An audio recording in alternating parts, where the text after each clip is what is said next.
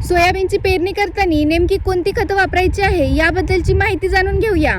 तर शेतकरी मित्रांनो, सोयाबीन हे तेलबिया पीक आहे, त्यामुळे इतर अन्नद्रव्यासोबतच सल्फर आणि फॉस्फरसची मात्रा ही जास्त लागत असते। तर शेतकरी मित्रांनो, जमिनीच्या प्रकारानुसार आणि दरवर्षी पिकांच्या वाढीनुसार कोणते खतं वापरायचे आहे ते आपण बघूया।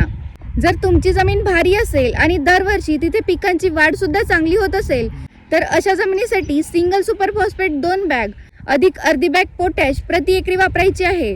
त्यानंतर तुमची जमीन जर मध्यम असेल आणि दरवर्षी पिकांची वाढ सुद्धा मध्यम होत असेल तर अशा जमिनीसाठी DAP 10-26-26, 9-24-24, 8-21-21 किंवा 12-32-16 यापैकी कोणत्याही एका खताचा वापर तुम्ही प्रति एकरी 2 बॅग अधिक 10 किलो दाणेदार स्वरूपातील सल्फर याचा वापर तुम्ही प्रति एकरी करू शकताय।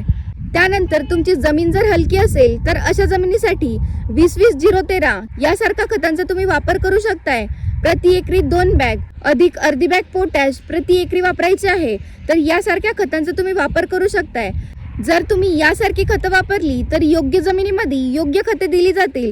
माहिती आवडली असेल तर नक्कीच लाईक करा आणि अशाच नवनवीन कृषी विषयक माहितीसाठी तुम्ही आपल्या चॅनलला फॉलो करायला विसरू नका।